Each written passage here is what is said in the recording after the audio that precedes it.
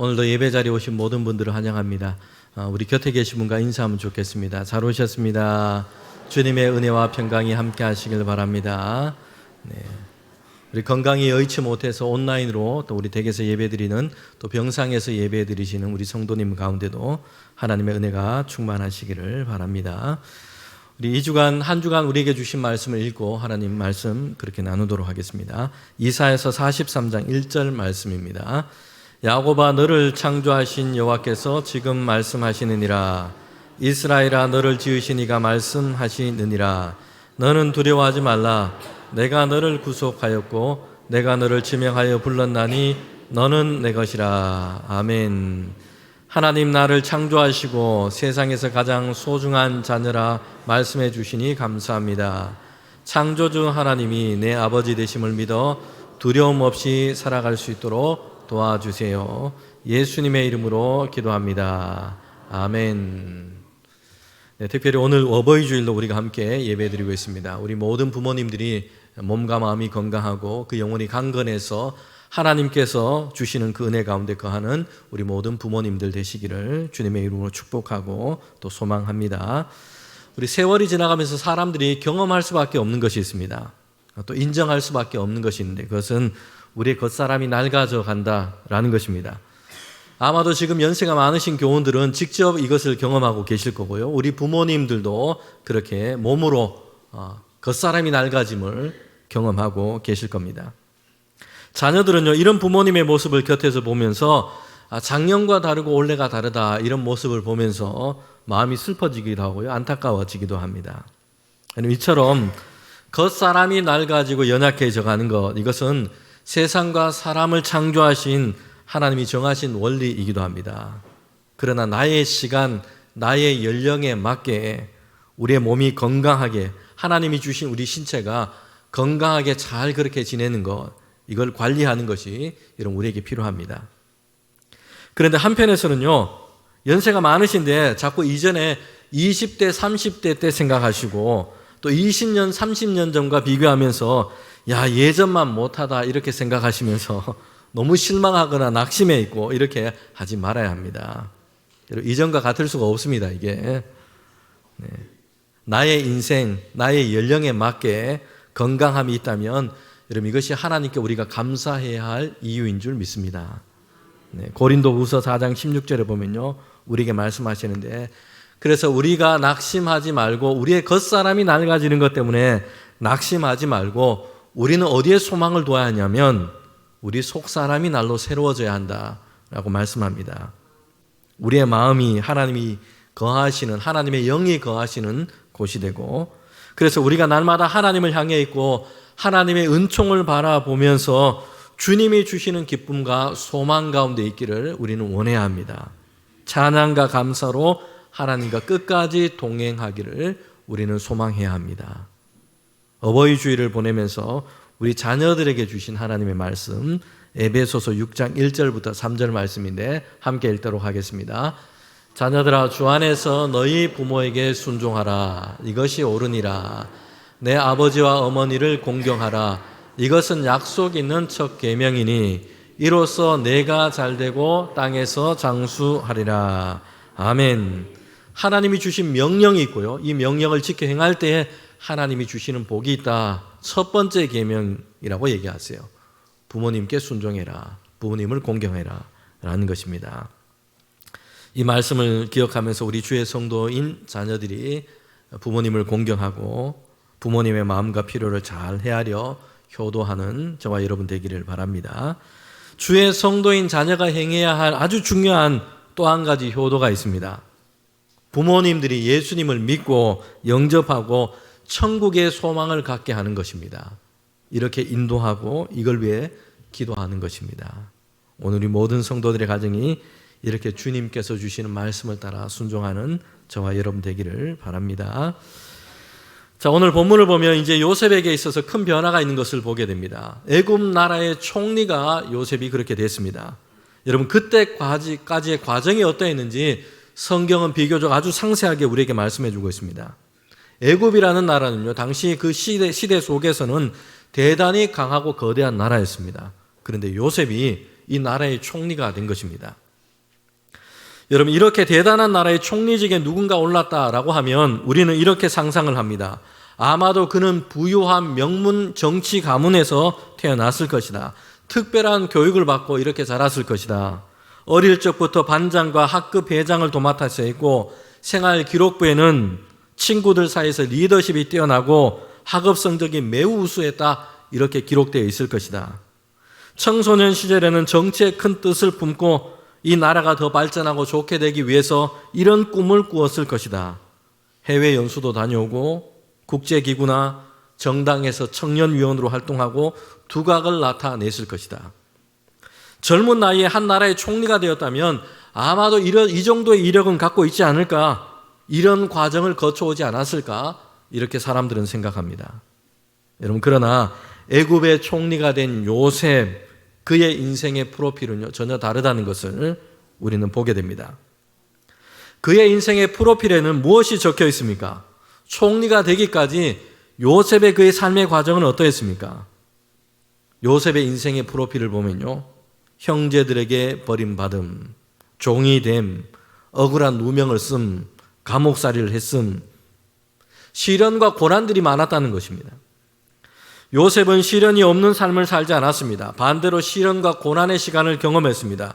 그런데 이 시간을 통해서 요셉은 하나님의 뜻 안에서 더욱더 단단하게 믿음의 사람으로, 하나님의 영에 감동된 사람으로 그렇게 빚어져 갔습니다.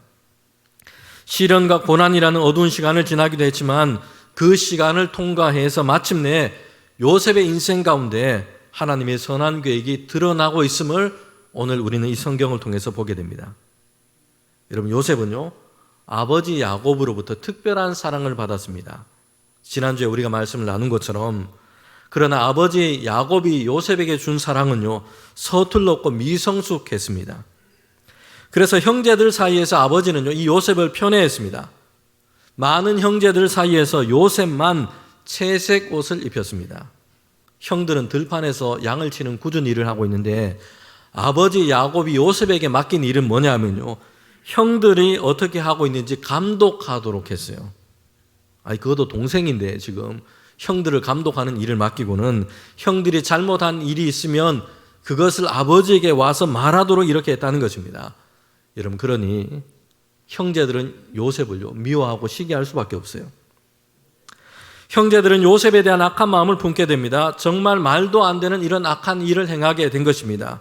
아무리 어머니가 다르다지만 그래도 동생을 죽일 생각을 했고요, 나중에는 결국 노예 상인에게 이 동생 요셉을 팔아버리게 된 겁니다. 그래서 요셉이 애굽 나라로 노예가 되어서 팔려가게 된 겁니다. 그때부터 요셉의 인생은 완전히 달라졌습니다. 이전까지는 아버지의 사랑을 독차지했던 채색 옷을 입었던 이런 사람이었습니다. 그런데 그때부터는 남의 집에서 노예살이, 종살이를 하는 사람이 되었습니다. 여러분, 요셉의 시련은 여기 그치지 않았습니다.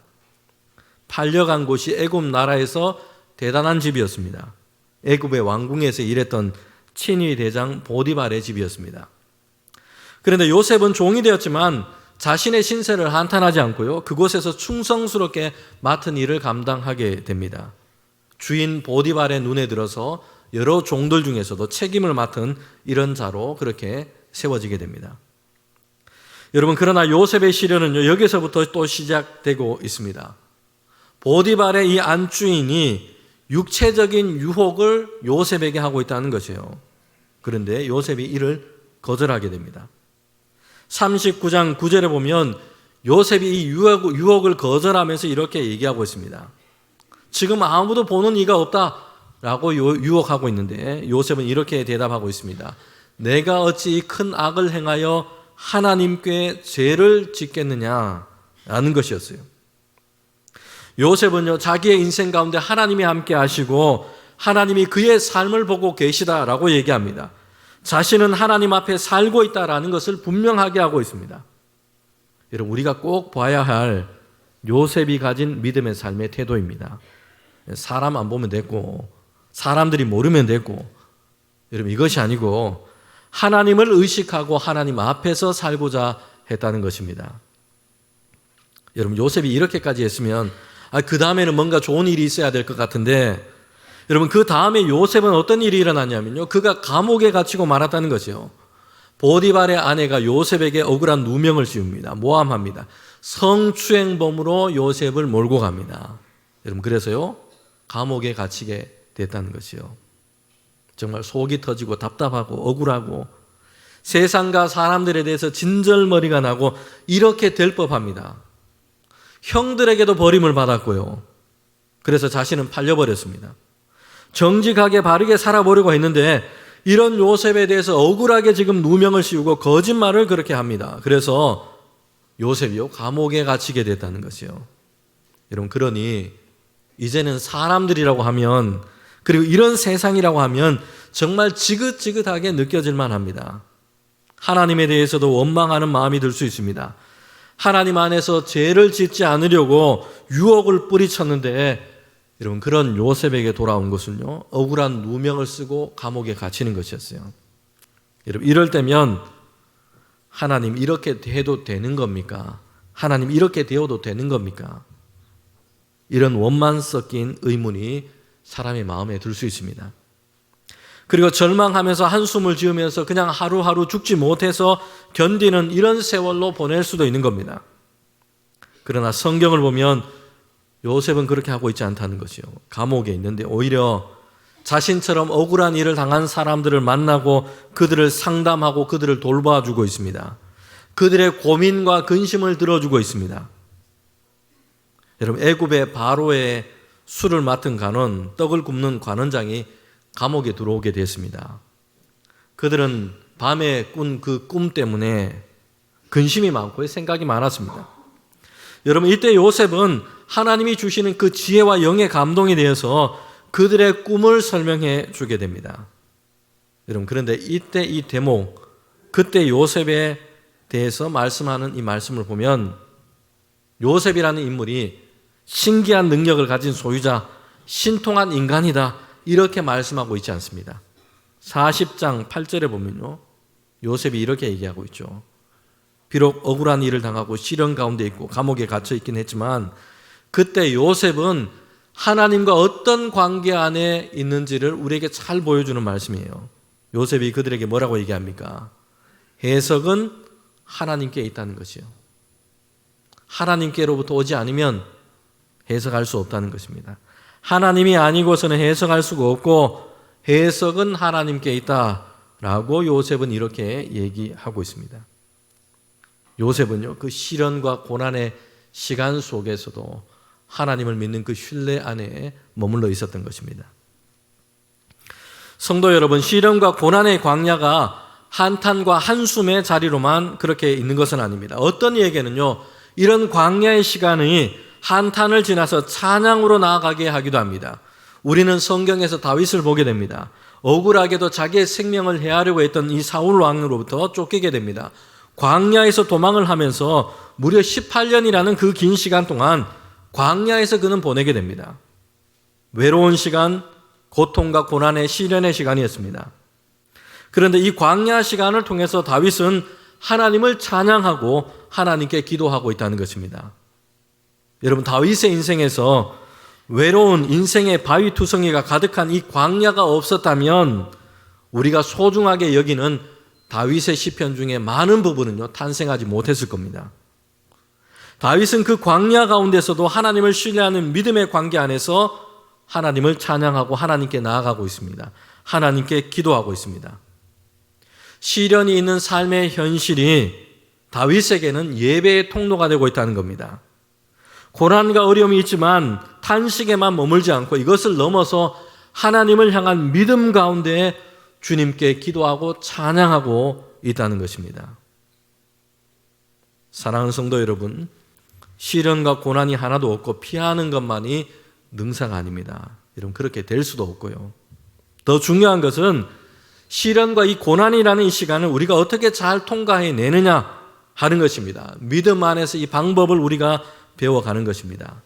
여러분, 요셉은요 우리에게 이것을 잘 보여주고 있습니다. 요셉에게서 보는 시련과 고난을 지나가는 방법이 있습니다. 시련과 고난도 유익이 된다는 것을 우리는 생각해야 합니다. 두 번째는요, 끝까지 하나님을 향한 믿음의 관계 안에 머물러야 한다는 것입니다. 여러분, 우리는 시련과 어려움 또는 실패를 만나지 않을 것을 그렇게 기대하고 있습니다. 이런 많은 부모들은요, 또 우리 많은 어른들은 자녀들이 이런 환경, 이 시련과 고난, 어려움, 실패를 만나지 않는 이런 환경을 만들어 주는 것이 정말 중요한 역할이라고 이렇게 생각합니다. 그러다 보니 여기에 지나친 열성을 그렇게 보이기도 합니다. 요즘은 학교에서 운동회가 지금 사라지고 있다고 합니다. 왜 그러냐 보니까요, 우리 아이가 달리기에서 1등을 못해서 실패감을 느낀다고 부모님들이 극성스러운 민원을 하고 있기 때문입니다. 운동장은 있는데 쉬는 시간에 나가서 뛰어노는 아이들이 잘 없습니다. 밖에 나가서 놀다가 다치면 학교와 교사에게 책임을 묻고 심지어는 법적 조치까지 하는 이런 일들이 빈번하게 발생하고 있기 때문입니다. 똑같은 이유로 수학여행도 사라지고요, 현장 학습도 없어져 가고 있다고 합니다. 여러분, 가만히 보면 여기에는요, 부모나 어른들의 잘못된 열심이 있습니다. 어떤 실패감도 느끼지 않고 어떤 작은 위험에도 노출되지 않은 이런 완벽한 환경을 그렇게 만들어 주려고 합니다. 그러나 이런 극성스러운 어른들의 열심이 자녀들에게 정말 유익이 될까라는 것은 한번 생각해 볼 필요가 있습니다. 어찌되었든요, 자녀들은 자라고 그들이 살아가는 이 세상의 현실 속에서 그들의 삶의 과정에서 실패를 만날 수도 있고요, 어려운 일들을 마주하고 경험하게 되기도 할 겁니다.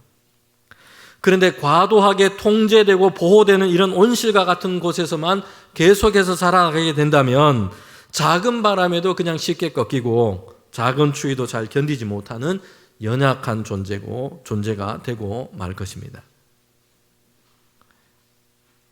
작가인 정채봉 선생이 쓴 글읽기가 이렇게 있는데요. 광야로 내보낸 자식은 뭐가 된다고 합니까? 콩나무가 되고, 온실로 들여보낸 자식은 뭐가 되었다고 얘기합니까? 콩나물이 됐답니다. 이런 부모가 다 그렇게 할 수도 없는데 모든 시련이나 어려움이 될 만한 것은 부모가 다 알아서 그냥 다 제거를 해주고요, 이렇게 하는 것이 바른 사랑의 방법일까 생각해 볼 필요가 있습니다. 오히려 시련을 지나갈 수 있는 힘을 길러주고 믿어주고 격려해주고 이런 것이 사랑일 것입니다. 독수리가 자기 새끼를 이렇게 키우는 방식이 있는데요, 새끼가 어느 정도 이제 다 자라게 됩니다. 그리고 날개도 힘이 생기게 됩니다. 그러면 어미새는요, 독수리 새끼들이 그렇게 있는 그 둥지를 마구 흔들어 놓는다고 합니다. 아니, 자기 새끼가 그 둥지 안에 있는데 마치 떨어질 정도로 막 그렇게 둥지를 막 흔듭니다. 그러면 지금까지 안락하게 편안하게 둥지 안에 그렇게 머물러 있던 이 독수리 새끼들은요, 놀라게 됩니다. 그리고 지금까지 그냥 적고만 살아왔는데 날개를 펴기 시작합니다. 날개를 퍼덕이기 시작한다는 것이요. 여러분, 비로소 이 새끼들은요, 자신들이 둥지 안에만 머물며 살아가는 이 존재가 아니라 날개를 펴고 하늘을 나르는 존재라는 것을 깨닫게 된다고 합니다. 요셉에게는요, 아버지 야곱이라는 이 둥지가 있었습니다. 아버지의 편애 아래서 채색 옷을 입고 그렇게 자랐습니다.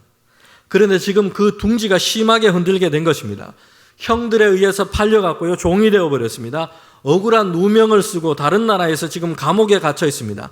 많은 시간과 이 고난과 어려움의 시간을 그렇게 보내게 된 겁니다. 요셉이 편안하게 살아왔던 그 삶을 지금 흔들어 버린 것입니다. 여러분, 그러나 이 모든 일의 결과는요, 요셉의 추락이 아니었어요. 새로운 날개를 펴게 하시는 하나님의 선한 계획이 있었음을 우리가 보게 됩니다. 요셉의 인생에 대해서 하나님은 큰 그림을 갖고 계셨습니다. 형들의 미움을 받다가 노예로 팔려서 그냥 끝나버린 인생이 아니고요, 억울한 누명을 쓰고 감옥에 갇혀서 거기에서 생을 마감하는 마침표가 찍히지 않았습니다. 오늘 우리가 읽은 이 본문은 요셉의 인생 가운데 하나님이 갖고 계셨던, 이미 이전부터 계획하셨던 하나님의 계획이 무엇인가, 하나님이 그리셨던 큰 그림이 무엇인지 드러나기 시작합니다. 요셉이 애굽 나라의 총리가 된 것입니다. 여러분, 하나님의 계획은 아버지 야곱이 입혀주었던 채색 옷 정도가 아니었어요. 이것은 형들의 시기심으로 인해서 그냥 벗겨져 버렸습니다. 노예로 팔려갔습니다. 그러나 하나님은 아버지 야곱이 요셉을 향해서 가졌던 그 기대했던 채색 옷 정도가 아니라 오늘 우리가 읽은 이 본문에 보면 요셉은 세마포 옷을 입게 됩니다. 손에는 인장 반지를 끼고요, 목에는 금목걸이를 걸고 있습니다. 애굽 나라 온 나라를 다스리는 이런 총리가 된 것입니다.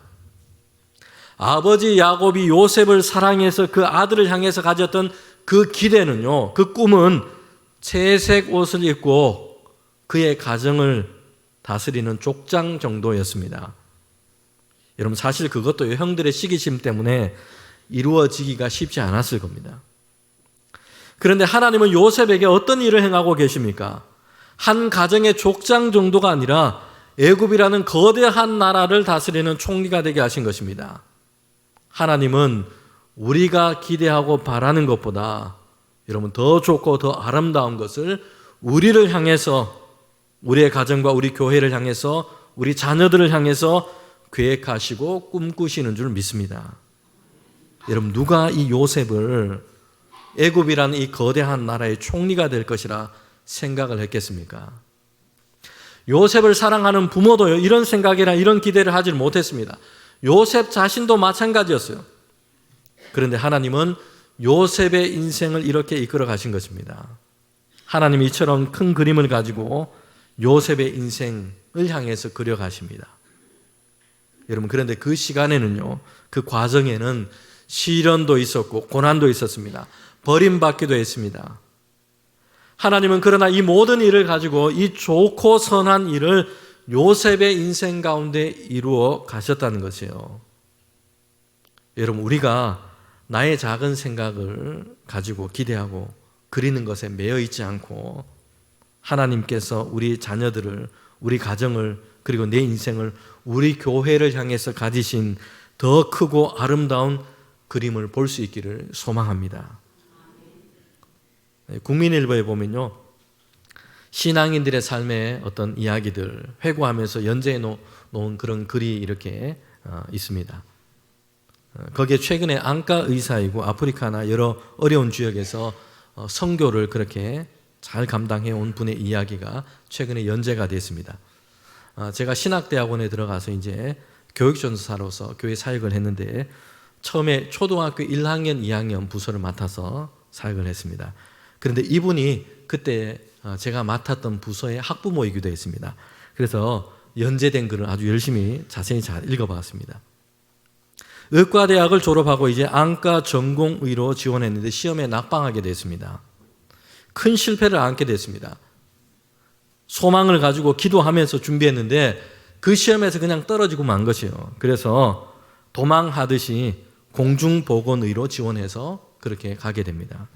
그래서 일하게 된 곳이요, 충북 음성에 있는 꽃동네라는 곳이었습니다. 중증장애인, 노숙인들, 불황인들 이런 분들이 모여서 있고 거기 돌보는 그런 시설이었습니다. 그런데 거기에서 뜻하지 않게 하나님의 인도하심을 그는 발견하게 됐다는 것입니다. 도망하듯이 공중보건의로 지원해서 거기에서 생활하고 있는데 거기 가보니까요, 거기 계시는 분들이 세상을 떠날 때 대부분의 사람들이 각막과 안구기증을 하고 가셨어요. 그래서 할 수 없이 안과 수술 방법을 배워서 일할 수밖에 없는 이런 상황에 놓이게 된 것입니다. 여러분, 그러면서 그는 이렇게 적고 있습니다. 돌이켜보면 놀라운 하나님의 섭리였다. 안과 전공의 시험에 낙방해서 밀려나듯 온 곳인데 나는 정식 안과 의사가 되기도 전에 국내에서 가장 많은 안과 수술을 경험한 의사가 되었다. 나는 이 과정에서 수시로 안과 교수님들과 상담하고 논의하고 배우면서 연락을 주고받고 그렇게 지내야 했다. 공중보건의 복무를 마칠 즈음에 기적처럼 꿈에 그리던 안과 전공의로 합격할 수 있었다. 나의 실패조차 훌륭한 완벽한 훈련의 도구로 사용하신 주님의 은혜였다. 이렇게 적고 있습니다. 여러분 그때는요 실패했습니다. 마음이 괴로웠어요. 막 어려운 시간이었어요. 그래서 막 그냥 도망가듯이 밀려가듯이 그렇게 가는데 나중에 보니까 하나님의 큰 계획 안에서 그것조차도 좋은 도구로, 좋은 시간으로, 유익한 것으로 하나님이 사용하셨다는 것을 그가 경험하게 됐다는 것이에요. 여러분 요셉에게 보면요 17살에 형들에게 버림받고 애굽으로 팔려갔습니다. 30살이 되어서 애굽의 총리가 되었습니다. 여러분 그 사이 13년이라는 시간, 그 시간은 어떠했을까요? 요셉에게는요 이해할 수 없는 시련, 억울한 고난들이 많았습니다. 그러나 이 모든 일도 하나님은 요셉을 향한 하나님의 계획 가운데 좋은 것으로 사용하신다는 것을 우리가 보게 됩니다. 사랑하는 성도 여러분, 요셉은요 나중에 애굽 땅에서 자녀를 낳고 이렇게 그래서 이름을 붙이고 하나님께 고백하고 있다는 것이에요. 41장 51절과 52절에 보면요 므낫세라고 장남의 이름을 붙였습니다. 그 이름의 뜻은 모든 고난과 아버지 온 집의 일을 잊어버리게 하셨다라는 뜻입니다. 세상과 사람들에 대한 어떤 원한과 복수심을 가지고 이 모든 일에 마음에 그냥 새겨두도록 이렇게 하지 아니하셨고요. 과거에 있었던 좋지 않은 일조차도 하나님께서 이것을 선하게 사용하셔서 분노와 악한 감정의 노예가 되지 않도록 하셨습니다. 이 모든 것에서 자유하게 하셨고요. 하나님을 찬양하게 하셨다는 것이에요. 둘째 이름은요. 에브라임이라 이렇게 이름을 지었습니다. 내가 수고한 땅에서 번성하게 하셨다. 하나님이 주신 은혜에 찬양하고 감사할 수 있도록 인도하신 것입니다. 오늘 우리는 요셉의 이야기에서 마침내 하나님이 갖고 계신 큰 그림, 하나님의 섭리와 계획이 드러나고 있음을 보게 됩니다. 형들에 의해서 버림받았고 애굽으로 팔려갔습니다. 억울한 누명을 쓰고 감옥에 갇히기도 했습니다. 그러나 요셉은 감옥에서 간원들의 꿈을 해석해 주었고 이 일이 계기가 되어서 나중에는 애굽의 바로의 꿈도 해석해 주게 됩니다. 애굽의 바로는요 요셉을 보면서 이렇게 얘기하고 있습니다. 하나님의 영에 감동된 사람이다. 하나님의 지혜와 명철에 감동된 사람이다. 그래서 요셉을 높이고 총리 자리에 앉도록 했다는 것입니다. 사랑하는 성도 여러분, 그런데 우리는 마침내 드러난 하나님의 섭리가 무엇인지 생각해 봐야 합니다. 고생한 요셉이 드디어 총리가 되었다. 동네 앞에 현수막이 붙고 잔치를 하고 이런 성공의 드라마를 얘기하고 있지 않습니다. 하나님의 말씀이 우리에게 열어주시는 요셉의 이야기는요.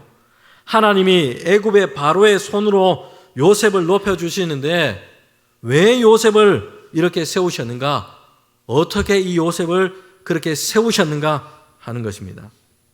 창세기 41장 38절에 보면요. 바로가 요셉을 보면서 모든 신하들 앞에서 이렇게 요셉을 향해 얘기합니다. 하나님의 영에 감동된 사람이다. 하나님은 요셉을 하나님의 영에 감동된 자로 하나님께로부터 오는 명철과 지혜가 가진 자로 그를 세우셨던 것입니다. 그래서 애굽의 바로에게도 높임을 받는 자가 된 것입니다. 요셉이 태어나면서부터 가진 어떤 재능이나 그의 능력이 아니라 그의 똑똑함이 아니라 하나님과 연결된 자로 하나님의 영에 감동된 지혜를 가진 사람으로 요셉을 세우셨기 때문입니다. 여러분 조각가들이요 작품을 만드는 것을 보면 조각가들의 마음과 생각에는 이미 만들 아름다운 모양이 있습니다. 그런데 그 앞에 놓인 이 돌은요 그냥 제각각 모양의 거친 돌입니다. 조각가는 그런데 망치와 정을 가지고 자신이 가지고 있는 그 모양 거기에 맞지 않은 부분들을 그냥 쪼아서 깎아 버립니다. 세계적인 조각 작품을 남긴 미켈란조에게 사람이 묻습니다. 어떻게 이 거친 그 돌덩이로 이렇게 아름다운 조각상을 만들었습니까?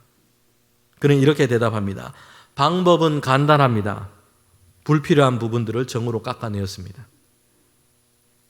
여러분 하나님은 요셉에게서요 아버지의 편애 속에서 갖게 된 왜곡된 자기 사랑을 깎아내고요 형들에 대한 어떤 우월감을 깎아냅니다.